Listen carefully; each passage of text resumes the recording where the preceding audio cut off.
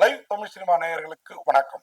நான் உங்கள் பத்திரிகையாளர் RS கார்த்திக். இந்த வீடியோவில் நம்ம பார்க்க இருக்கிறது இந்த வாரம் திரைக்கு வந்திருக்கிற எம்புரான் படத்தோட விமர்சனத்தை தான். எம்புரான் இது 2019 லூசிஃபர் அப்படின்னு வந்த படத்தோட பாகம் 2, லூசிஃபர் 2. அதுதான் எம்புரான். ஆனா அந்த லூசிஃபர் வேற லெவல்ல இருந்தது. இந்த லூசிஃபர் 2 லூசுங்கெல்லாம் பாருங்கிற மாதிரி ஒரு படத்தை எடுத்து வச்சிருக்காங்க. என்னடா அப்படி சொல்றேன் அப்படின்னு பாத்தீங்கன்னா, உண்மையா ரொம்ப எதிர்பார்ப்போட போனோம் லூசிஃபர் ஒன்ன நினைச்சுக்கிட்டு. ஆனா இதுல எம்புரான் அப்படின்னு பேர் வச்சுட்டு, எம்பிரான் அப்படின்னா நமக்கு ஈசன் சிவன்னு தெரியும். இது யாரா எம்புரான் அப்படின்னு பாத்தீங்கன்னா, பேர்லயே எம்புரான் வச்சதுனாலயோ இல்லையோ கதை எழும்பவே மாட்டேங்குது ஒரு சில இடத்த விட்டு. அதாவது இந்த படத்தோட கதை என்ன, களம் என்னன்னு பாத்தீங்கன்னா, மோகன்லால் கேரளாவில் ஒரு எம்எல்ஏ இருப்பாரு. திடீர்னு பாத்தீங்கன்னா அவரு ஃபாரின்ல டான் ஆயிடுவாரு. அதுவும் அண்டர் கிரவுண்ட் தாதாவா ஆயிடுவாரு. அங்க இருந்துகிட்டு கேரளா அரசியல அவர் உண்டு இல்லைன்னு பண்ணிட்டு இருப்பாரு. அவர் நினைக்கிறவங்க தான் சிஎம் ஆகணும், அவர் நினைக்கிறவங்க தான் எதிர்கட்சி தலைவர் ஆகணும் அப்படிங்கிற ரேஞ்சில் ஏன் இதெல்லாம் பண்றாரு அப்படின்னு பாத்தீங்கன்னா, உலகம் முழுக்க நல்ல விஷயம் கெட்ட விஷயம் எல்லாத்துலயும் ஈடுபட்டு கேரளாவுக்கு நன்மை செய்யறாரா அப்படின்னு பாத்தீங்கன்னா அது இல்லை. இந்தியாவில் ரொம்ப காலத்துக்கு முன்னாடி ஒரு இஸ்லாமியர்களுக்கும் இந்துக்களுக்குமான ஃபைட்ல இஸ்லாமிய பெண்கள் எல்லாம் எப்படி கொன்னாங்க, எப்படி கொடூரமா கொண்டாங்க, கற்பழிச்சு கொண்டாங்க அப்படிங்கிறது ஒரு பார்ட்டா வருது இந்த படத்துல. இது எல்லாத்துக்கும் முன்னாடி பிருத்திவிராஜ் அவரு அந்த குரூப்ல இருந்து வெளியில மோகன்லால்கிட்ட போய் சேர்றாரு. ஏன் சேர்றாரு, எதுக்கு சேர்றாரு, மோகன்லால் யாரு, காட்ஃபாதரா அப்படின்னு கேட்டீங்கன்னா ஆமா அப்படின்னு தான் சொல்லணும். ஏன்னா படத்தோட ஓப்பனிங்லேயே மோகன்லால் இறந்துட்டதா காட்டப்படுது. ஈராக்ல நடந்த ஒரு பாம்பு பிளாஸ்ட்ல, இந்த டான்கள் மோதல்ல. அதன் பிறகு பாத்தீங்கன்னா ஈராக்குக்கு வர்ற, லண்டன்ல இருந்து வர்ற, யூகேல இருந்து வர்ற உயர் அதிகாரிகள்லாம் தீர்த்து கட்டுறாரு மோகன்லால் ஒரு பக்கம், உளவு பக்கம் வர்றவங்கள. இன்னொரு பக்கம் அங்க இருந்துட்டு நேரா கேரள காடுகளுக்கு எப்படிதான் வர்றாரோ தெரியல, பாஸ்போர்ட் விசாலாம் இல்லாம ஆர்டினரி ஃபிளைட்ல ஏறி வந்தாலே அத்தனை ஐடென்டிஃபிகேஷன், நம்மளை ஐடென்டிஃபை பண்ற அடையாள அட்டைகள்லாம் கேட்பாங்க. இவர் சார்ட்டர்ட் ஃபிளைட்ல வர்றாரு, அப்ப இன்னும் ரெஸ்ட்ரிக்ஷன் ஜாஸ்தியா இருக்கும். சரி, இவரு தான் இங்க வராரு போறாருன்னா இவரை பார்க்க விரும்புறவங்களையும் பாம்பேல ஒரு இடத்துல கொண்டு போய் வச்சு கண்ணை கட்டி தூக்கிட்டு போய் 4 ஃபிளைட் மாத்தி ஒரு இடத்துல இறக்கி விடுறாங்க. நீ இதுக்காக தானே வந்த, நீ இதுக்குதான் வந்தேன்னு எனக்கு தெரியும், போய் சொல்லு உங்க ஊர்ல அப்படின்னு சொல்லிட்டு அவர் பாட்டே கிளம்பி போறாரு. வந்தவன் எப்படியா திரும்பி போவான் அப்படின்னு நமக்கு பக்குன்னு இருக்குது.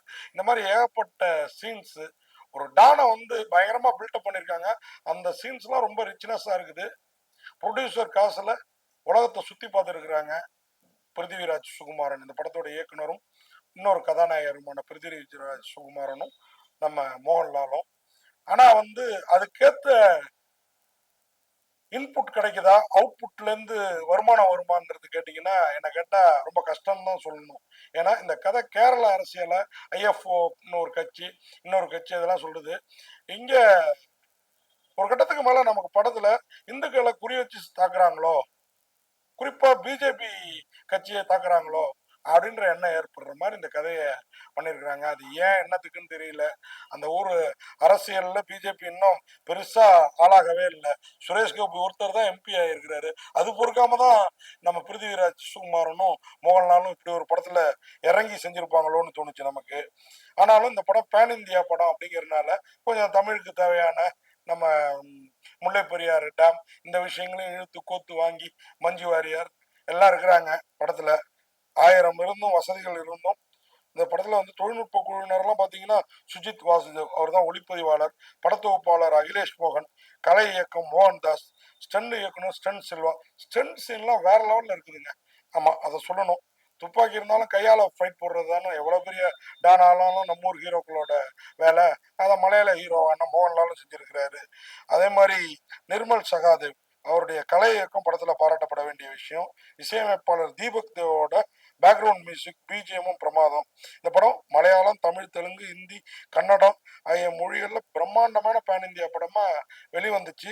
எந்த அளவுக்கு பிரம்மாண்டமா வெளிவந்ததோ அந்த அளவுக்கு வெற்றி பெறுமா அப்படிங்கிறத பொறுத்திருந்து தான் பார்க்கணும். இந்த படத்துல மோகன்லாலோட நடிப்பு அவ்வளவு பிரமாதம். மோகன்லால் இதுல குரேஷி ஆப்ரஹாம் அப்படிங்கிற ஒரு கேரக்டர்லையும், ஸ்டீஃபன் நெடுமண்ட்லி அப்படிங்கிற ஒரு கேரக்டர்லையும் 2மே ஒரே கேரக்டர் தான். 2 பேர்ல இங்க ஒரு பேர்ல உழவுறாரு, வெளிநாடுகள்ல ஒரு பேர்ல உழவுறாரு. இன்னும் பல பேரும் அவருக்கு இருக்குது. அவர்தான் என்ன லூசிஃபர்ன்னு சொன்னீங்க, கல்லறையிலேருந்து நரகத்திலேருந்து தள்ளப்பட்டவன்னு சொன்னீங்க, அப்படி சொர்க்கத்திலேருந்து வீசப்பட்டவன்னு சொன்னீங்க அப்படின்லாம் ஒரு பில்டப்பான டயலாக்லாம் இருக்குது. அதெல்லாம் நம்ம ஆர்பி பாலா தமிழுக்கு ஏற்றபடி எழுதியிருக்கிறாரு. அவரோட ஒர்க்கை குறைய சொல்ல முடியாது. வசனம்லாம் வேற லெவல்ல இருக்குது.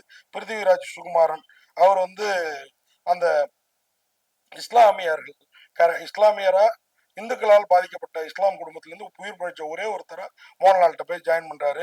இவங்க எல்லாம் காஷ்மீர்ல பயிற்சி பெற்று மோகன்லாலோட பட்டறைக்கு அனுப்பப்படுறாங்க.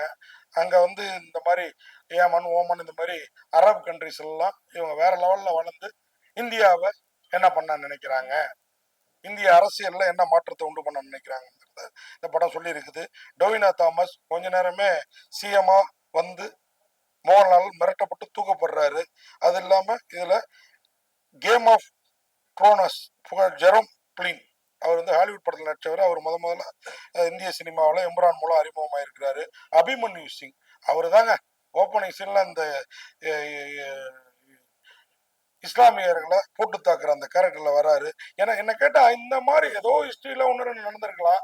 இதெல்லாம் எடுத்து இன்னைக்கு சுமூகமா இருக்கிற இந்து முஸ்லிம் நட்பை கலாச்சாரத்தை இந்த ரம்ஜான் நேரத்துல கெடுக்கணுமா அப்படின்றதுதான் என்னுடைய கேள்வி. ஆண்ட்ரியா டிவாடர், சூரஜ் வெஞ்சரமுடு, இந்திரஜித் சுகுமாரன், நம்ம பிருத்திவிராஜோட அண்ணன் சுகுமாரனும் நடிச்சிருக்கிறார் இந்த படத்துல. மஞ்சு Variyar, Sania Ayyappan, Saikumar, Baiju Santhosh, Fazil, Sachin கடகர், நைஷா Usha, கிஜு John, Nandu, Sivaji Guruvayur, Manikuttan, Atish G Menon, Sivada, Alex ஓனல், Eric எபுவானே, மிக்கல் நவிக்கோ, Karthikeya Dev என பெரிய நட்சத்திர பட்டாலும் இவங்களோட நம்ம பொல்லாதவன் கிஷோர் இருக்கிறாரு. இதெல்லாம் இருந்தும் 1000 இருந்தும் வசதிகள் இருந்தும் படம் வந்து லைகா புரொடக்ஷன்ஸ், சுபாஸ்கரன், ஆண்டனி பெரும்பாவூர், கோகுலம் கோபாலன் இவங்க 3 பேரோட தயாரிப்புல வெளிவந்திருக்குது.